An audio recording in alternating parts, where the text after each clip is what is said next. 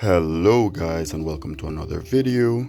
This one is going to be a bit of a strange one. So I'm going to be abandoning Blood Pact and focusing on using Ultima.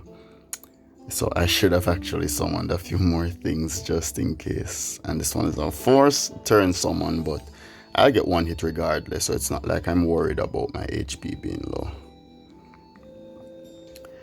So I'm going to show you guys the power of Ultima and why I think I'm going to prefer to use Ultima over Blood Pact. But obviously I still have a lot more testing to do, but I've done a bit of testing and I'm very pleased with the results so far. So yeah, let's get into it. As you know, we are buffing ourselves up because our buffs don't affect the summons buffs and the summons buffs don't affect our buffs.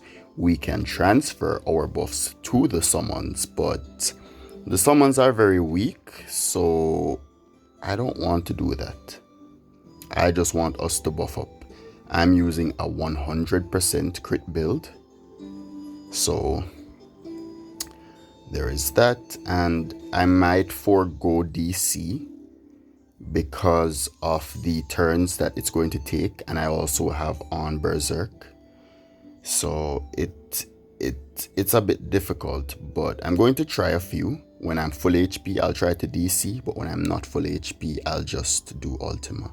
So since I have to refill my mana, I'll just refill my HP here, and I'm going to dive right into a DC.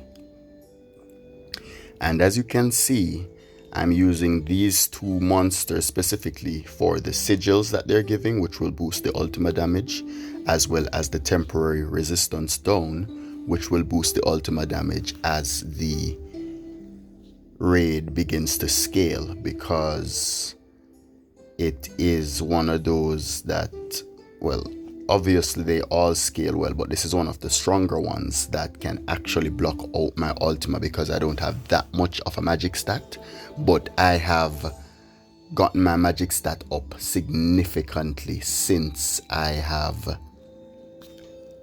done the other tests, especially even with Blood Pact, because I wasn't using a predominantly magic build with Blood Pact, which I should do too because Blood Pact scales off of your magic skill. So when you're using Blood Pact, you don't need to worry about your summons.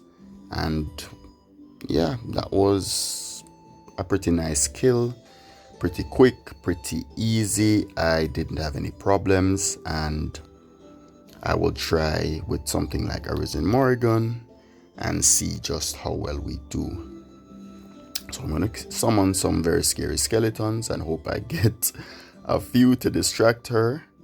And then I'm going to try to, so when you're doing, as I said, when you're doing the more powerful ones, you're going to want to have two monsters that have a bit of HP as your first two summons, just to make sure that she won't one-shot anything and leave you there with only one monster, because you're very easily attacked when only one monster is there to defend you. So we can buff up in somewhat of peace here, and then I'm going to throw in another Anubis because we need predominantly Anubises to protect us, because you realize that the very scary skeletons, they either get one shot or two shot, and that just is not conducive to a proper run.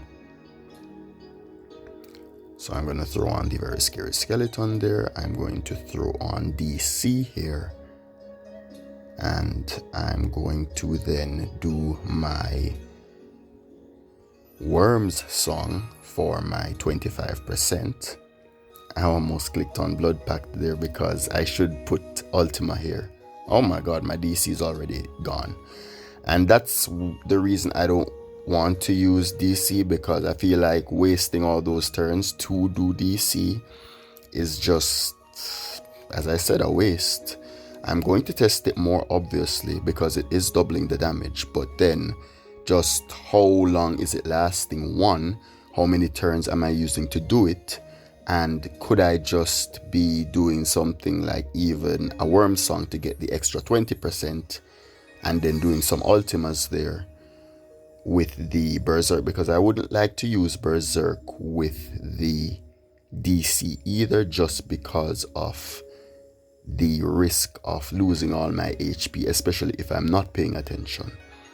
But I'm not going to lie, guys, I really like Ultima on Grand Summoner so far, especially because the pets work so well with it.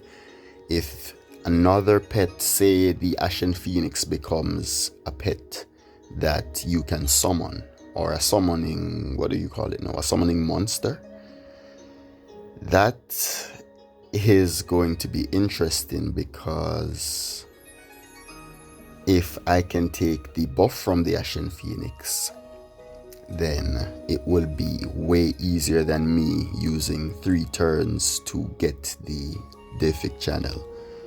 But as you can see, I don't know what other class, except maybe Gilga, because I have really good gear for Gilga, can do this smoothly. I'm already pretty much halfway into this Arisen Morrigan in just a few minutes, which is really good. Really strong, but really good. I just did 2.7 million damage there. So imagine if I could use DC. Wow, this is disgusting, and I'm already at halfway. And I can pretty much use this one as a trade.